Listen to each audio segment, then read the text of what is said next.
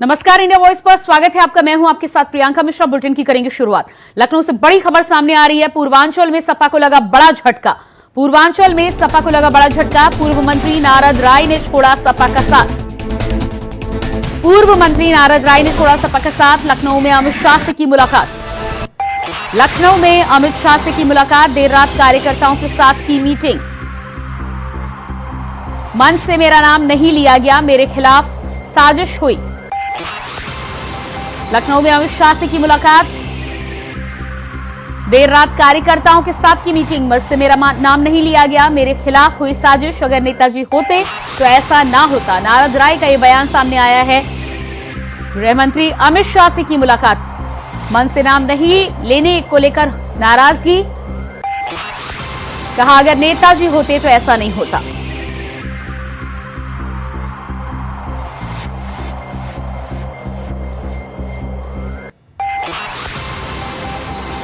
पूर्वांचल में सपा को बड़ा झटका। नारद राय ने छोड़ी पार्टी। गृह मंत्री अमित शाह से की मुलाकात।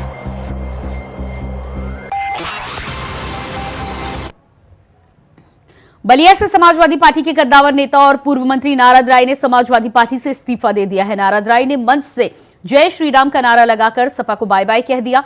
दरअसल फेफना के कटारिया गांव में सपा की तरफ से एक जनसभा का आयोजन किया गया था, जिसको अखिलेश यादव ने संबोधित किया।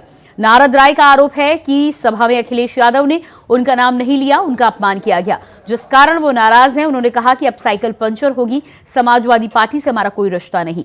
साथ ही उन्होंने कहा कि शिवपाल सिंह यादव अगर आज फोन किए होते तो मैं ये फैसला नहीं लेता, लेकिन समाजवादी पार्टी के मौजूदा जिलाध्यक्ष और विधायक संग्राम सिंह की साजिश के तहत ये सब हो रहा है। साथ ही उन्होंने मुलायम सिंह को अपना राजनीतिक पिता बताते हुए कहा कि अगर आज बाप जिंदा रहता तो राजनीति और घर में कोई नहीं पूछने वाला, ऐसा नहीं होता। मीडिया के हमारे परिवार के लोगों, मैं जब से राजनीतिक जीवन में हूँ, विद्यार्थी जीवन से सबसे ज़्यादा सम्मान मैंने आपको दिया और आपने भी हमारा दिल खोल के साथ दिया। पैसा के बल वालों को आपने नकारा और लड़ाई लड़ने वाले को, संघर्ष करने वाले को आपने ताकत दिया। इसलिए मैं आपके दिल के गहराइयों से आभार प्रकट करता हूँ। कल आप ही लोगों ने हमारी इच्छा शक्ति जगा दिया। अगर आप नहीं कहे होते कि नारद राय मंच पर आपका अपमान हुआ तो शायद मैं भूलना चाहता था। आपने याद दिलाया, जनता के बीच में इस बात को पहुँचाया और जनता के लोगों ने पूरी रात हमको कोसा और कहा कि अब क्या बैठे हो यहाँ, जिस मंच पर राष्ट्रीय अध्यक्ष आपका नाम भी नहीं लेना चाहता है। आपकी उन योजनाओं को जिसने आपने बलिया में लागू किया, अखिलेश यादव से मैंने लड़ करके, जनेश्वर मिश्रा सेतु, चंद्रशेखर विश्वविद्यालय, trauma centre, sports college, sewerage, Lohia बाजार सहित दर्जनों काम को कराया। क्या अखिलेश यादव नहीं बता सकते थे कि यह नारद राय के कहने पर मैंने किया? नहीं बताया। आपके कहने से सब मैंने याद किया और हमारे लोगों ने स्वतः शूट देखे होंगे आप, कम से कम 10,000 लोग यहाँ आए।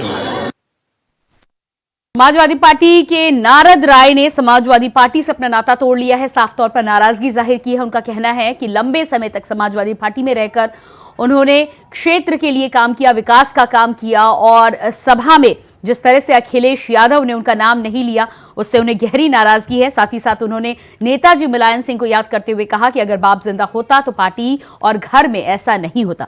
इसके साथ ही साथ बड़ी बात यह है, समाजवादी पार्टी को बड़ा झटका इसलिए भी लगा है क्योंकि गृह मंत्री अमित शाह से मुलाकात की है। समाजवादी पार्टी को जिस तरह से साथ छोड़ा गया है, ठीक चुनाव के बीचों बीच अभी अटकलें लगाई जा रही है कि गृह मंत्री अमित शाह से मुलाकात के बाद भारतीय जनता पार्टी का रुख कर सकते हैं नारद राय।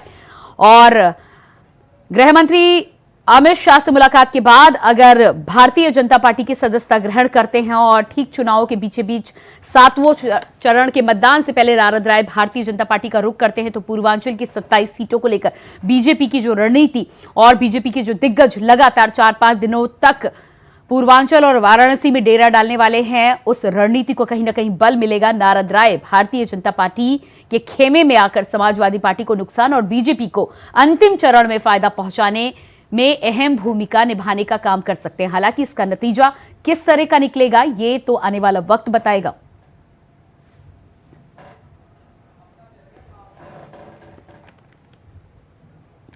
और इसी खबर पर हमारे साथ बलिया से संवाददाता करुणेश पांडे जुड़ चुके हैं। इसके अलावा लखनऊ से हमारे साथ संवाददाता मोहम्मद आसिफ भी जुड़े हुए हैं। जी करुणेश, सबसे पहले आपका रुख कर लेते हैं। जिस तरह से नारद राय ने समाजवादी पार्टी को बाय बाय बोल दिया है और साफ नाराजगी जाहिर की है कि मंच पर उनका नाम नहीं लिया गया, उनके कामों को अहमियत नहीं दी गई। जी, मैं बिल्कुल आपको बताना चाहूंगा कि जिस तरह से समाजवादी पार्टी के वरिष्ठ नेता और पूर्व मंत्री नारद राय ने जो इस्तीफा दिया है, इसको लेकर के कहीं न कहीं पूरी सरगर्मी यहाँ पर तेज हो गई है और राजनीतिक हलचल भी इसको कहा जा सकता है।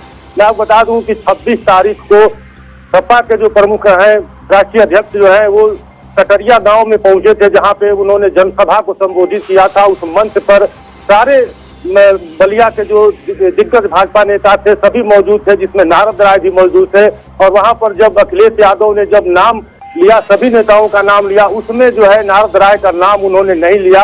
अब किस कारण से नाम उस लिस्ट में नहीं गया था, ये तो अलग की बात है, लेकिन इसको जो है नारद राय की अगर बात मानी जाए तो उनका कहना है कि जो वर्तमान अध्यक्ष और फेफना विधानसभा से जो विधायक है संग्राम सिंह यादव, उनकी ये साजिश है, जिसके तहत जो है अखिलेश यादव ने मेरा नाम मंच से नहीं लिया। और मंच से नाम नहीं लेने की वजह से उन्होंने अपने को अपमानित महसूस किया और अपमानित महसूस करने के बाद जो है कल वो एक अपनी कार्यकर्ताओं की मीटिंग रखी और कार्यकर्ताओं के निर्णय के बाद उन्होंने ये इस्तीफा दे दिया समाजवादी पार्टी से। और यहाँ तक कहा कि मंच से जय श्री राम का नारा लगाया और पूछा गया कि अगर जय श्री राम का नारा लगाए हैं तो क्या आप समाजवादी पार्टी में रहेंगे या नहीं रहेंगे, तो उन्होंने कहा कि यह संभव नहीं है कि अगर हम जय श्री राम का नारा लगाते हैं और समाजवादी पार्टी के साथ हम काम करेंगे। अगर जय श्री राम का नारा लगाए हैं तो अगर झंडा भारतीय जनता पार्टी का लगाएंगे तब भारतीय जनता पार्टी के साथ काम करेंगे और समाजवादी पार्टी का काम संभव नहीं होगा। उन्होंने अपने को ये भी बताया कि जो हमारे जो मुलायम सिंह यादव थे, जो राजनीतिक गुरु हैं, उन्होंने जो है अगर रहते तो इस तरह की नौबत ना आती। और उन्होंने मुझे जो है काफी जो है इस राजनीतिक में मुझे सिखाया है कि राजनीति कैसे करना चाहिए। मैं उनका इज्जत मैं सम्मान करता हूं, लेकिन आज उनके नहीं रहने की वजह से यह स्थिति हमारे साथ पैदा हुई है। जी बिल्कुल, मोहम्मद आसिफ भी हमारे साथ लखनऊ से बने हुए हैं। जी मोहम्मद आसिफ, जिस तरह से नारद राय ने समाजवादी पार्टी का दामन छोड़ा है, 7वें चरण का चुनाव होने वाला है, पूर्वांचल की 27 सीटों को लेकर जद्दोजहद जिस तरह से जारी है, ऐसे में गृह मंत्री अमित शाह से नारद राय की मुलाकात किस तरह से देख रहे हैं? जी बिल्कुल प्रियंका, लोकसभा चुनाव के अंतिम चरण में समाजवादी पार्टी को बड़ा झटका लगा है। पूर्व मंत्री नारद राय ने समाजवादी पार्टी से नाता छोड़ दिया है और उन्होंने गृह मंत्री अमित शाह से मुलाकात भी किया और उसकी नाराजगी भी कहीं न कहीं जायज लग रही कि इस तरह से चुनावी जनसभा में सपा प्रमुख अखिलेश यादव ने नारद राय का नाम नहीं लिया। नारद राय गांव बलियों की खास छान रहे थे, बलिया से सनातन पांडे को जिताने के लिए प्रचार कर रहे थे, लेकिन उनका नाम न लेने से वह काफी आहत हो गए। देर रात उन्होंने अपने कार्यकर्ताओं के साथ मीटिंग किया। मीटिंग के बाद उन्होंने एक्स पर अमित शाह से मुलाकात के बाद तस्वीरें भी साझा कर दी और एक बड़ा हमला भी समाजवादी पार्टी पर बोला है। उन्होंने कहा है कि अखिलेश यादव ने साजिश के तहत मेरा नाम नहीं लिया और अंसारी परिवार का वह दरबारी नहीं बन सकते। तो उनका यह हमला भी काफी अंसारी बंधुओं पर भी किया गया है कि वह किसी की दरबारी नहीं कर सकते। और इस तरह से चुनावी रण पूरी तरह से जीता हो चुका है। बलिया हो, वाराणसी हो, मिर्जापुर हो या फिर गाजीपुर, ऐसे में पूर्वांचल की सियासत में जिस तरह से नारद राय ने समाजवादी पार्टी से पूरी तरह से अलविदा कह दिया है और गृह मंत्री अमित शाह से मुलाकात किया, तो ऐसे में कहा जा सकता है कि अब बीजेपी यानी कि एनडीए प्रत्याशियों का कुंभा, एनडीए का कुंभा भी बढ़ता जा रहा है और कहीं न कहीं पूर्वांचल में एक बड़ी मजबूती। जी बिल्कुल मोहम्मद आसिफ, जिस तरह से पूर्वांचल की रणनीति को लेकर लगातार भारतीय जनता पार्टी के दिग्गज वाराणसी और आसपास की सीटों पर जमा होने वाले हैं, प्रधानमंत्री खुद वाराणसी में 5 दिनों का प्रवास करने वाले हैं 1 जून के यानी कि आखिरी चरण का चुनाव होने तक, ऐसे में समाजवादी पार्टी से नारद राय जिस तरह से उन्होंने अपने कार्यकर्ताओं के साथ बैठक की है, मीटिंग की है और उसके बाद जय श्री राम का नारा लगाया है, आखिरी समय में ये जय श्री राम का नारा भारतीय जनता पार्टी को कितना फायदा पहुंचा सकता है?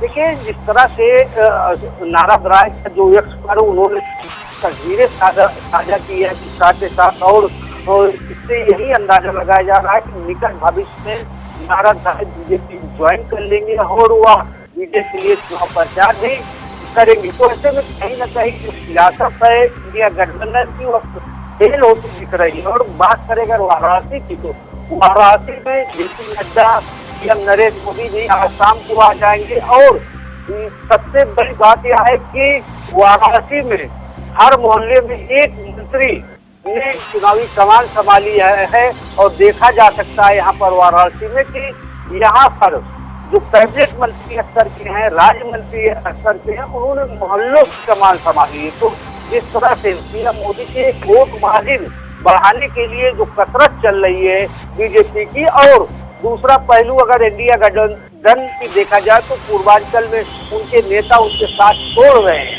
तो ऐसे में जो सियासी तपिश है लगातार बढ़ रही है। और कहीं न कहीं अखिलेश यादव और राहुल गांधी के लिए घाटे भरा भी जो है चुनौती है। और आज हालांकि अखिलेश यादव और राहुल गांधी आज संयुक्त जनसभा भी वाराणसी में करेंगे, लेकिन अब यहाँ पर जो आम जनता है वह जमीन और आसमान के बीच टक्कर देख रहा है। जी बिल्कुल। मोहम्मद आसिफ आपके पास वापस आते, करुणेश भी हमारे साथ लगातार बने हुए। करुणेश, नारद राय की अगर बात करें तो ये घटनाक्रम जिस तरह से घटा है, समाजवादी पार्टी का दामन जिस तरह से छोड़ा गया है और कार्यकर्ताओं के साथ बैठक की है, क्या लगता है आपको करुणेश, माफ कीजिएगा, नारद राय के साथ ही साथ उनके जो तमाम कार्यकर्ता हैं वो किस तरह से समाजवादी पार्टी से मुंह मोड़ते हुए नजर आ रहे हैं? क्षेत्र में क्या माहौल बनता हुआ नजर आ रहा है? जी मैं आपको बिल्कुल बता दूं कि जिस तरह से नारद राय के जो कार्यकर्ता है बिल्कुल उनके साथ हैं। और वह देखने को भी मिला, जब देर रात उन्होंने मीटिंग किया तो काफी संख्या में वहां पे उनके कार्यकर्ता मौजूद थे। और जिस तरह से उनके पहले उनके कार्यकर्ता जय श्री राम का नारा लगाने लगे, इसका मतलब ये था कि कहीं न कहीं उनके कार्यकर्ता भी ये चाहते थे कि यह समाजवादी पार्टी को छोड़ करके और भारतीय जनता पार्टी में चले जाए। क्योंकि जय श्री राम का नारा लगाने के कुछ देर के बाद, थोड़ी देर के बाद जो है नारद राय मंच से जय श्री राम का नारा लगाए हैं, लेकिन उनके नारा लगाने के पहले ही उनके कार्यकर्ता वहां पे नारा लगाने लगे। तो जिस तरह से देखा जाए कि कार्यकर्ता जो खुद ही उत्साहित थे कि वो चाहते थे कि वो समाजवादी पार्टी को छोड़ करके और भारतीय जनता पार्टी के खेमे में चले जाए। और यह जो है जिस तरह से उनको मंच पर उनका नाम नहीं लेने की वजह से जिस तरह से उन्होंने बात कह दिया कि मुझे अपमानित किया गया है, या तो उस कार्यकर्ताओं ने उनकी बात को इस तरह से वजन में ले लिया कि नारद राय का वहां पे अपमान किया गया है, या यह कारण हो, या तो फिर भारतीय जनता पार्टी में ऐसा जाने के लिए उनके अंदर कोई इच्छा हो कि नहीं भारतीय जनता पार्टी में चले जाए। इस तरह से वहां पे कल शाम को कार्यकर्ताओं की सभा हुई थी और जिस तरह से वहां पे कार्यकर्ताओं का हुजूम उमड़ा था, यह निश्चित तौर पर देखा जा सकता है कि कार्यकर्ता जो है नारद राय के साथ थे और हैं। जी बिल्कुल। मोहम्मद आसिफ, जिस तरह से नारद राय को लेकर इस घटनाक्रम का जिक्र हो रहा है और अब 1 जून में यानी कि 7वें चरण में बस कुछ ही दिन का समय बचा हुआ है, भारतीय जनता पार्टी आखिरी चरण को लेकर जिस तरह से पूर्वांचल की सीटों पर फोकस करती हुई नजर आ रही है, क्या आपको लग रहा है कि तमाम रणनीतियों के साथ ही साथ बीजेपी कहीं कोई कोर कसर छोड़ने के मूड में नजर नहीं आ रही? यही वजह है कि बीजेपी का कुनबा बढ़ाने के साथ ही साथ पूर्वांचल के गढ़ को मजबूत करने के लिए भी जिन फैसलों की जरूरत है, भारतीय जनता पार्टी उनमें कोई कोताही बरतती नजर नहीं आ रही। निश्चित तौर पर जिस तरह से बीजेपी का कुनबा लगातार बढ़ रहा है और खासकर बात करें नारद राय की, तो नारद राय ने तो मंत्री रहते हुए बलिया के विकास में आम योगदान रखा था, लेकिन जिस तरह से उन्हें अपमानित किया गया और उससे वह आहत होकर मुलायम सिंह यादव को उन्होंने याद भी किया और यह बताने की कोशिश की कि मुलायम सिंह यादव और अखिलेश यादव में जमीन आसमान का फर्क है। और इसके पीछे जिस तरह से संग्राम यादव और अन्य नेताओं की साजिश भी बताया है, लेकिन इसका मुख्य पहलू यह है कि जिस तरह से लोकसभा चुनाव के पहले ही अगर राज्यसभा चुनाव की बात करें तो राज्यसभा चुनाव में भी 8 विधायकों ने क्रॉस वोटिंग कर कहीं न कहीं समाजवादी पार्टी को बड़ा झटका दिया था। और इससे पीछे यह दलील दी गई थी कि सीधे का नारा देकर कहीं न कहीं ब्राह्मण और जो सवर्ण बिरादरी के विधायक हैं उनको अपमानित किया जा रहा है। और साथ ही साथ राम मंदिर का मुद्दा भी सामने आया कि निमंत्रण को अखिलेश यादव ने ठुकरा दिया था। और इसके बाद कई नेताओं की समाजवादी पार्टी से छोड़ने की झड़ी लग गई, चाहे वो प्रकाश राजभर हो या फिर स्वामी प्रसाद मौर्य। और जब चुनावी रण आगे बढ़ा, जैसे जैसे लगातार झटके भी लगते चले गए पश्चिमी क्षेत्र में, और जब चुनाव पूर्वांचल में पहुंच चुका है तो अब पूर्वांचल में भी समाजवादी पार्टी को बड़ा झटका लग चुका है। और अब इस तरह से बीजेपी पूरा मास्टर प्लान तैयार कर रही है कि अगर खास करे बात करें पूर्वांचल की, तो पूर्वांचल में कई अहम सीटें हैं और मुख्य रूप से जी वाराणसी की जी सीटें मोहम्मद आसिफ, आप बने रहिएगा हमारे साथ। करुणेश, जुड़ने के लिए आपको बहुत बहुत धन्यवाद। और इसके बाद बात करेंगे अगली खबर को लेकर। लखनऊ से अगली खबर सामने आ रही है। बिजली कटौती को लेकर लोग हुए नाराज लोगों ने किया पावर हाउस का घेराव। राजाजीपुरम पावर हाउस का लोगों ने किया घेराव। वहीं गुस्साए लोगों ने जेई कंप्यूटर और एसी तोड़ा। पुलिस ने लोगों को समझाकर मामले को कराया शांत। पुलिस ने लोगों को समझाकर मामला कराया शांत। नाराज लोगों ने किया पावर हाउस का घेराव। गुस्साए लोगों ने जेई का कंप्यूटर और एसी तोड़ा। भीषण गर्मी में बिजली कटौती से नाराज हुए लोगों का यह हंगामा लखनऊ में देखने को मिला है। राजाजीपुरम पावर हाउस का लोगों ने घेराव किया। इसके अलावा जेई का कंप्यूटर और एसी भी तोड़ा। पुलिस ने हालांकि मौके पर पहुंचकर लोगों को समझा बुझाकर मामले को शांत कराया। लेकिन जिस तरह से देश के अलग अलग हिस्सों में गर्मी इस समय चरम पर है, तापमान लगातार ऊंचा चल रहा है, अलग अलग जगहों में लोगों की परेशानी बढ़ती हुई नजर आ रही है। ऐसे में पावर कट यानी कि बिजली की कटौती लोगों के लिए एक नई मुसीबत की तरह खड़ी हो। यही वजह कि आप देख पा रहे हैं भारी भड़कम भीड़ नजर आई। और इसी खबर पर लखनऊ से हमारे साथ संवाददाता मोहम्मद आसिफ बने हुए हैं। जी मोहम्मद आसिफ, जिस तरह से राजाजीपुरम का ये मामला निकलकर सामने आ रहा है, बिजली कटौती को लेकर पावर हाउस का घेराव किया गया था, क्या था पूरा मामला और फिलहाल क्या कुछ इसमें व्यवस्था की गई है? जी बिल्कुल, श्रीलंका के भीषण गर्मी पड़ रही है और इस बीच राजधानी लखनऊ की बात करें तो राजधानी लखनऊ में पिछले कई दिनों से बिजली कटौती से लोग त्रस्त थे। और बात राजाजीपुरम की बात करें तो यहाँ पिछले 3 दिनों से विद्युत कटौती लगातार जारी थी और कल ही ट्रांसफार्मर फूक गया। जब इसकी लोगों ने शिकायत की तो कहा जा रहा है कि विद्युत कर्मियों ने अभद्रता किया। इसके बाद लोग आक्रोशित हो उठे और राजाजीपुरम के पावर हाउस पहुंचकर वहां जेई का कंप्यूटर तोड़ दिया और साथ ही साथ अन्य सामानों की तोड़फोड़ की। लेकिन इसके बाद जब पुलिस पहुंची तो मामला शांत हुआ और ठीक उसी के बाद यह सूचना ग्रामीणों को किसी ने पहुंचा दी कि तोड़फोड़ मामले की FIR अब जेई की तरफ से दर्ज कराई जा रही है। इसके बाद गुस्सा और भी बढ़ गया और लोगों ने सैकड़ों की संख्या में पहुंचकर पावर हाउस का घेराव किया और नारेबाजी करने लगे। लेकिन यहाँ भी पुलिस ने मोर्चा संभाला और लोगों को समझा बुझाकर शांत कराया। कहने का मतलब यह है कि भीषण गर्मी में जिस तरह से राजधानी लखनऊ के हालात बने हुए हैं बिजली कटौती को लेकर, इससे लोगों में काफी आक्रोश है और लोगों का कहना है कि इस ओर बिजली विभाग के अधिकारी ध्यान नहीं दे रहे हैं। ऐसे में सरकार की जो मंशा है उसको भी अधिकारी पूरी तरह से फेल करते दिख रहे हैं। हालांकि इस मामले में मामला शांत हो चुका है और जो है बिजली व्यवस्था तो दुरुस्त बनाने के लिए अधिकारियों ने आश्वासन भी दिया। जी बिल्कुल। तो इस पूरे मामले में जिस तरह से भारी भीड़ नजर आ रही है, जानकारी आपने दी कि मामला शांत हो चुका है, क्या बिजली कटौती को लेकर लोगों की जो समस्या है वो कुछ हद तक दूर कर ली गई है? किस तरह का रोस्टर अब तैयार होगा, क्या आश्वासन दिया गया है? जी बिल्कुल, वहाँ मौजूद अधिकारियों ने भीड़ को शांत कराने के लिए सबसे पहले यह आश्वासन दिया कि उनके खिलाफ कोई FIR नहीं दर्ज कराई जाएगी और दूसरी तरफ यह आश्वासन दिया कि विद्युत व्यवस्था पूरी तरह से दुरुस्त की जाएगी। जो फूका ट्रांसफार्मर है उसे जल्द से जल्द बदल भी दिया जाएगा और जो परेशानी है आने वाले दिनों में यह परेशानी जो है नहीं होगी। जी प्रियंका। जी बिल्कुल। लेकिन मोहम्मद आसिफ, जिस तरह से सरकार के द्वारा, प्रशासन के द्वारा लगातार ये दावा किया जाता है कि 24 घंटे बिजली की सुविधा मुहैया कराई जाएगी और उसके बाद लखनऊ के क्षेत्र में इस तरह की घटना होती है तो इस पर रोष प्रकट करना और जनता का नाराज होना जायज है। अगर बात करें गर्मी का तो पारा जो है 40 के ऊपर पहुंच चुका है। लोग गर्मी से हाल बेहाल हो चुके हैं। ऐसे में जब बिजली कटौती होती है तो सबसे पहले लोग बिजली विभाग के अधिकारियों से संपर्क करते हैं। और जब अगर राजाजीपुरम की बात करें तो यहाँ पर जी बिल्कुल। मोहम्मद आसिफ, इस तमाम जानकारी के लिए बहुत शुक्रिया आपका। और उसके बाद बात करेंगे अगली खबर को लेकर। अमरोहा से खबर सामने आ रही है। सीएल गुप्ता एक्सपोर्ट फैक्ट्री पर छापा, इनकम टैक्स की टीम ने मारा छापा। सुबह 5 बजे के करीब इनकम टैक्स ने की छापेमारी। वहीं कर्मचारियों का इनकम टैक्स ने जब्त किया फोन। करोड़ों रुपए के टैक्स चोरी के मामले में हुई कार्रवाई। अमरोहा से खबर, सीएल गुप्ता एक्सपोर्ट फैक्ट्री पर पड़ा छापा। सीएल गुप्ता एक्सपोर्ट फैक्ट्री पर छापा, कर्मचारियों का इनकम टैक्स अधिकारियों ने जब्त किया फोन। करोड़ों रुपए के टैक्स चोरी के मामले में हुई कार्रवाई।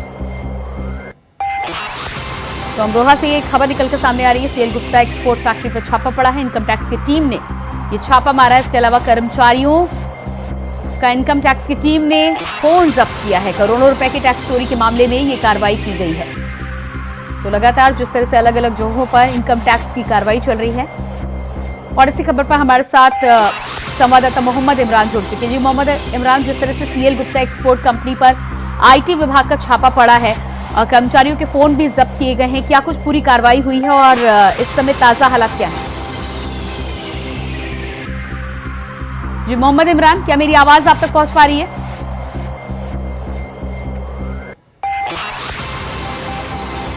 शायद संपर्क हमारा नहीं हो पा रहा है। जी हेलो जी मोहम्मद इमरान, मेरी आवाज आप तक पहुंच पा रही है? जी जी जी पहुंच रही है। जी Mohammad Imran, CL Gupta export factory पर जिस तरह से आईटी विभाग का छापा पड़ा है, कर्मचारियों के फोन जब्त किए गए हैं और बताया जा रहा है कि करोड़ों रुपए के टैक्स की चोरी का मामला है, क्या कुछ कार्रवाई हुई है?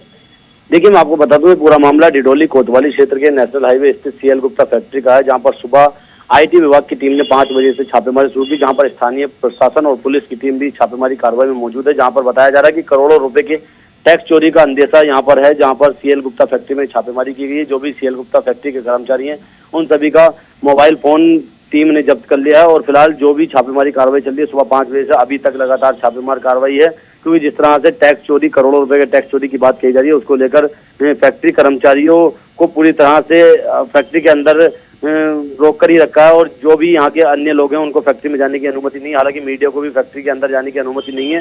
इनकम टैक्स का ये छापा लगातार जारी है और सुबह 5 बजे से कार्रवाई जारी है। जी बिल्कुल मोहम्मद इमरान, सुबह 5 बजे से जिस तरह से कार्रवाई जारी है, कितने अधिकारी इस समय इनकम टैक्स की टीम के मौजूद हैं फैक्ट्री में? जी बिल्कुल, अगर बात की जाए तो इनकम टैक्स के कई अधिकारी यहाँ पर मौजूद हैं। और अमरोहा के प्रशासन की बात की जाए तो अमरोहा प्रशासन और स्थानीय पुलिस की मौजूदगी में सुबह 5 बजे से फैक्ट्री के अंदर इनकम टैक्स के कर्मचारी पहुंचे। वहां पर सभी जो कर्मचारी हैं, फैक्ट्री कर्मचारी, उनके मोबाइल उन्होंने जब्त कर लिए। सुबह 5 बजे से छापेमार कार्रवाई चल रही है। हालांकि अभी सुबह 5 बजे से अभी तक कोई भी कर्मचारी बाहर नहीं आया। जो भी है सभी अंदर छापेमार कार्रवाई चल रही है, जिसके चलते अंदर जाना सभी के लिए। बिल्कुल मोहम्मद इमरान, आप नजर बनाए रखिए। फिलहाल इस तमाम जानकारी के लिए आपको बहुत शुक्रिया। और इसी के साथ फिलहाल इस बुलेटिन में इतना ही। खबरों का सिलसिला जारी रहेगा। नमस्कार।